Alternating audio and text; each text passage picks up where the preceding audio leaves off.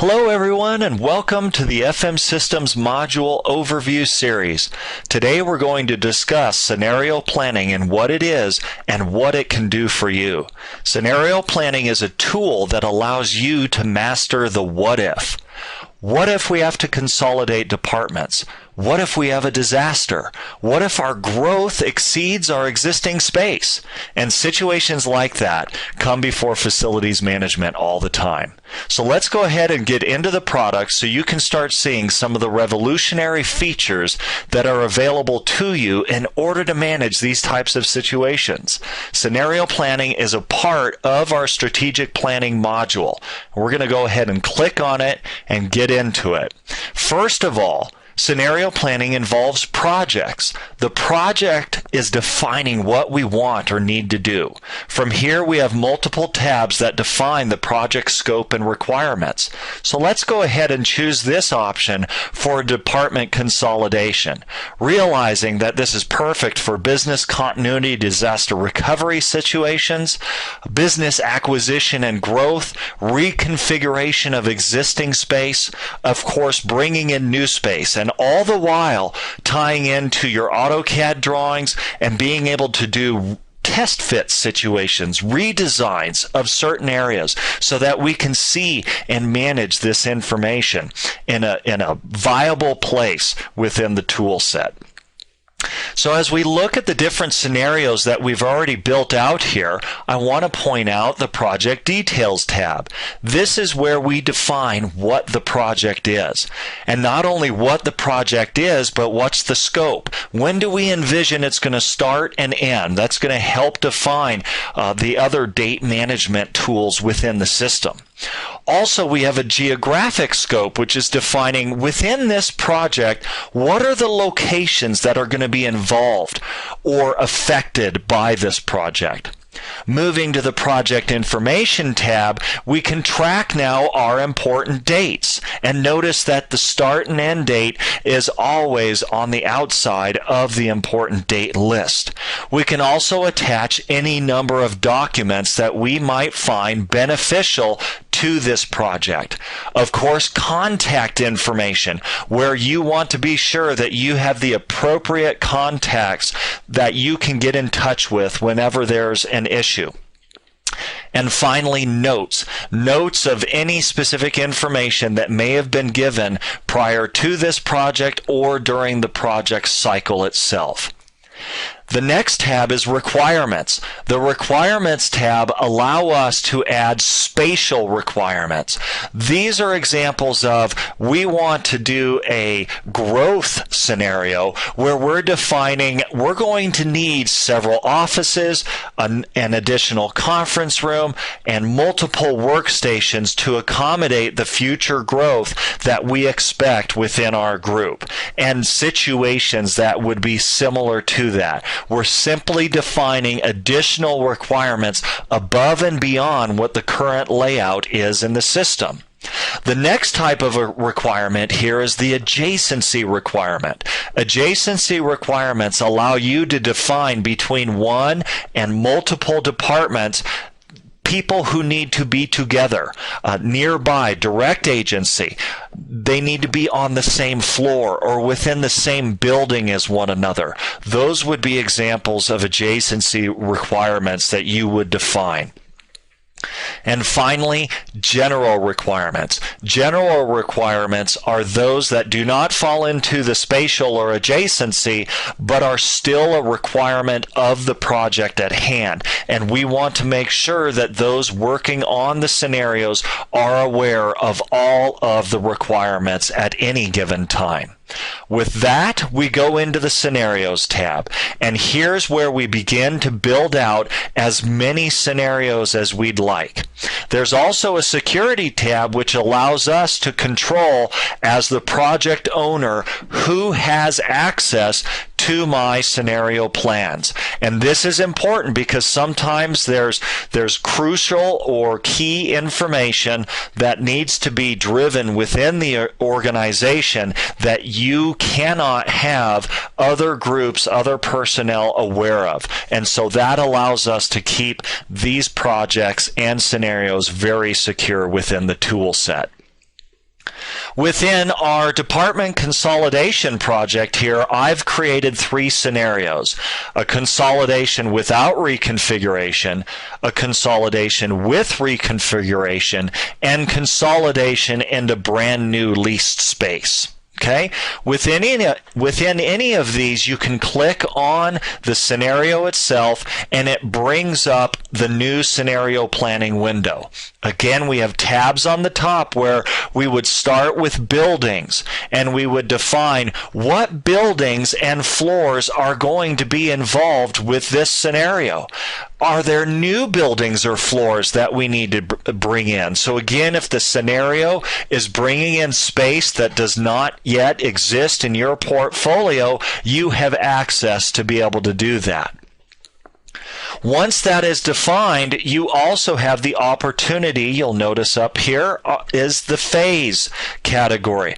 We can create as many phases as we'd like for any given scenario. So phases could be move out of certain areas, of course, before the move in into a newly reconfigured area would occur. And so you may have multiple phases defining exactly what is going to happen.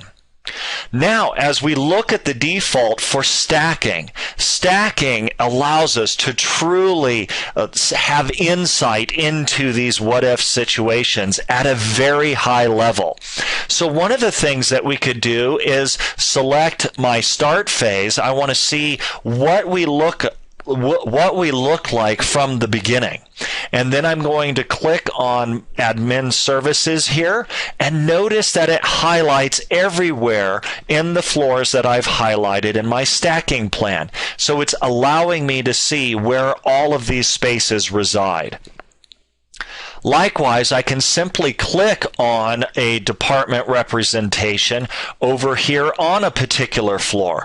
I can select Show Details, and then now over here on the left-hand side, we are privy to seeing exactly the requirements of the space standards that I've selected and the group, of course, that is associated with it. Now, what I can do also is I can show suitability. So I come here to any of my other floors and I might define I want to see suitability for this space that I've selected. And now you see these same requirements are defined here, but now in the green column I have what is available, meaning that is what has not already been currently used by the group assignment for that particular space standard. In my yellow column, I can see what's allocated. So I only have 19 available, which means I do have 15 other spaces that meet the requirement, but they're allocated to other groups at this time. And then in the pink column, I have the not on the floor. So the space standard requirement is not met, but it doesn't mean I can't use that space. So let's go ahead and let's drag my space here. Let's go into a phase that I can use. Okay, and we're going to drag this department into another floor. And as I do so, now the placement you'll see moves from the previous floor into the placed floor. Now what I want to do is go into the blocking plan, and that's these blue highlighted floor links that you see off of the stacking. So we'll click on that. The system prompts me, do you want to save the changes? So we might move around departments and play around and decide, you know what, maybe I don't want to do this. So realize you can always discard changes and start over if you'd like to. But we're going to go ahead and save changes, and now the system is going to bring us into the blocking plan and now show us that floor plate and any of the existing assignments. And then, of course, remember we placed that new department requirement, and it shows up here in our section called Placed on Floor, Unplaced in Floor Plan. I want to point out a few features here, and that is that our requirements are listed down below. So we can see adjacency requirements and any other requirements that we may have defined within the tool set. So your planners who are defining what your scenarios are going to look like and the placements thereof are always privy to see the requirements within the project. So as I select my group here and then I drill into the defined space, I can see my B2 workstation. As I select this, I want you to notice what happens to my floor plan over here on the right. And that is that all the space standards that match this requirement are now highlighted on the floor. So again, giving you incredible tools to figure out where do I want to make these placements. I can start clicking in the clear or the white space, which means no other group assignment is there and it's available for me. I want to point out at this time as well that your number here, the 31, is going to automatically drop as I make my placements. So notice that we're now at 28. Okay, if I decide to make a placement in another space, maybe that's already occupied, I click in there and I get a notice. It's letting me know the space standards, first of all, do not match. So what do I want to do?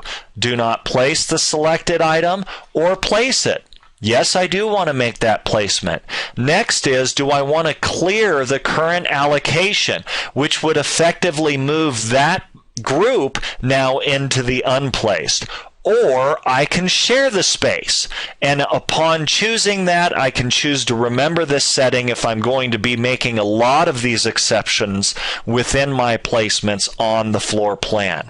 Click OK, and then now we see the groups are now shared within that space, and it's defined by the color cross-hatching once again.